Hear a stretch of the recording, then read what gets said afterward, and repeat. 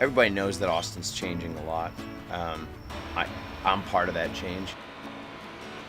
It's interesting. I've never lived anywhere that is grown this fast, you know. It's certainly a very interesting time to be in Austin. It's changed so much in a pretty short amount of time, but it still has a long way to go, I think. Things are going to change, and to a lot of people it sucks. To a lot of people it's more opportunities, and you have to kind of keep the balance of good and bad and all that, because it's going to happen. That's the thing, is there's things they've fought and they've stopped, and there's things that they fought and they can't stop. You just have to, I guess, keep up with it. But it's a lot of change.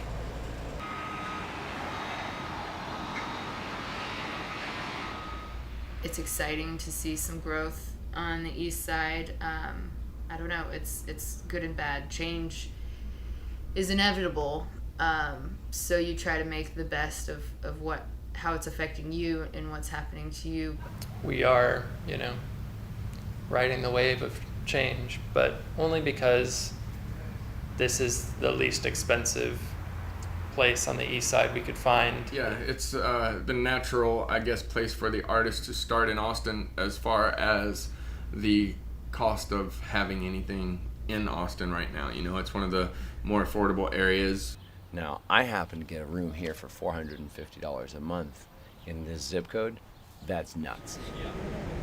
Well, at the time that I moved in, there weren't any restaurants like in this area at all. On this street, we started in, I think, 69. It was more residential. It was more homes and families, and it's growing to this. We're sort of at the epicenter of change. This building that we're in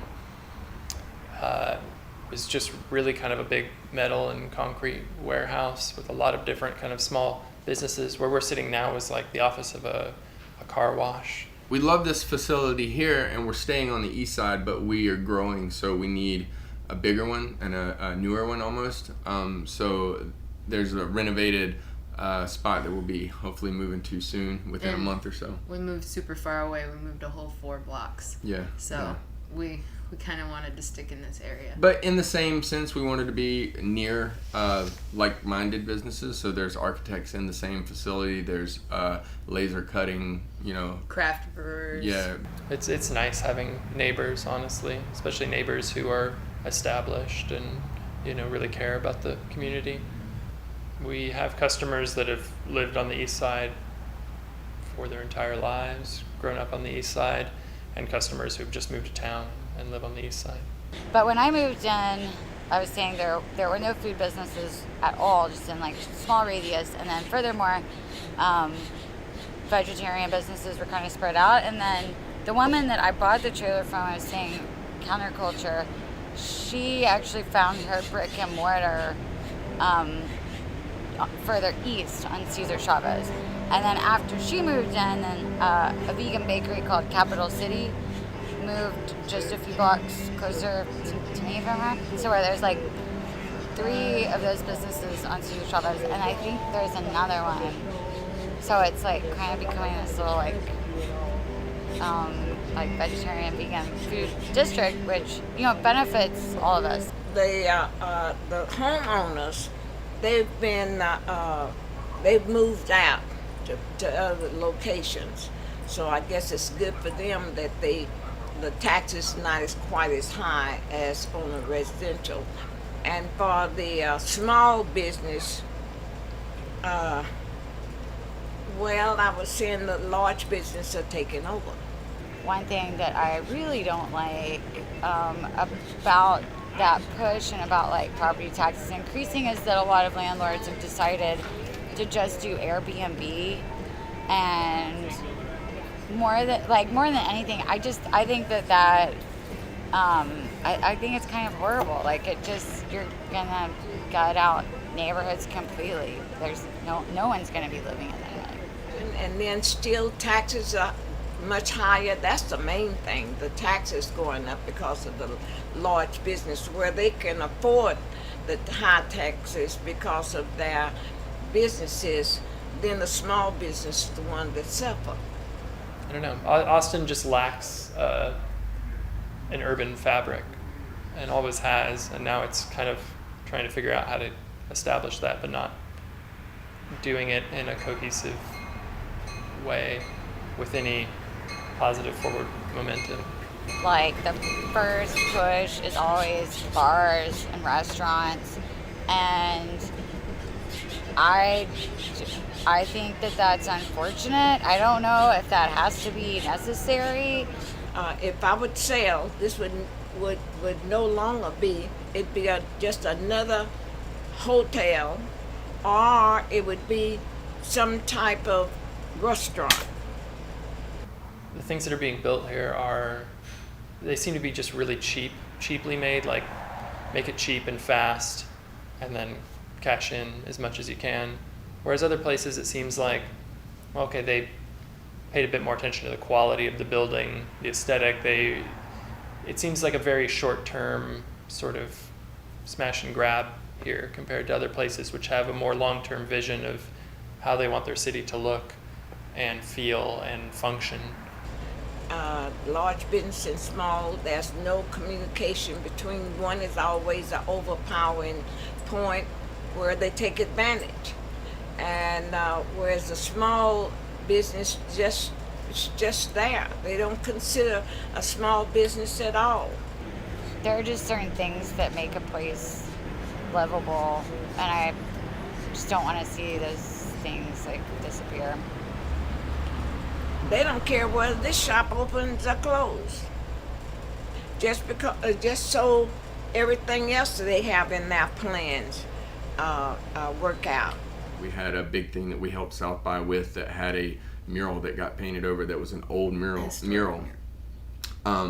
that nobody seemed to raise any flags up until after it was done. There were some people in the community that were upset about it. So, I mean, as a show of good faith, we decided that we'll find a new wall, create it. They're going to recreate the old mural, and everything worked out and everything. But that's a sign, is like, you know, some of the things that people. There's so many new people here that they don't know about all the history you can't know that was about here.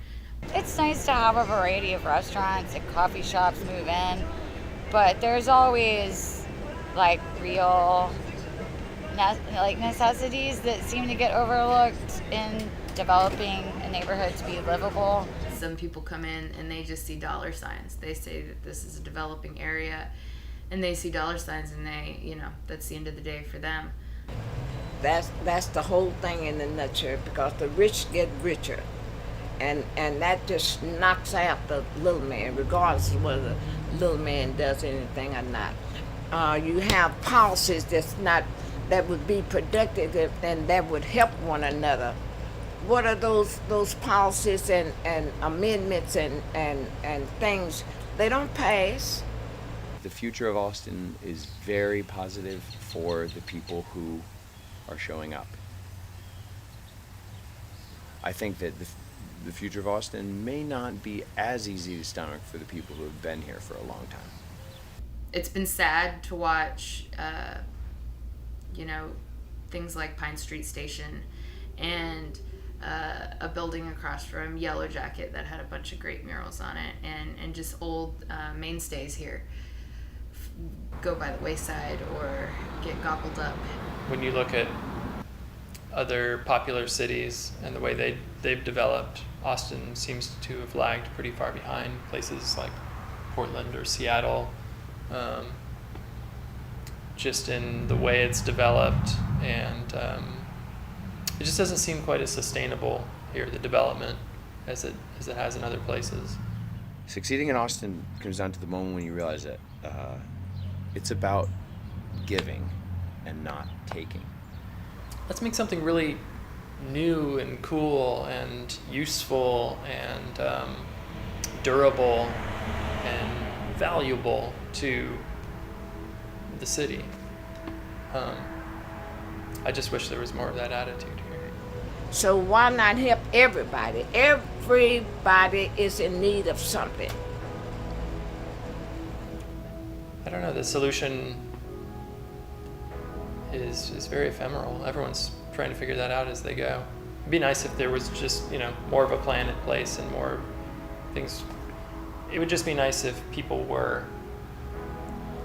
if the goal was to create a city that was the best city ever for everybody, instead of how much money can I make right now with this business transaction.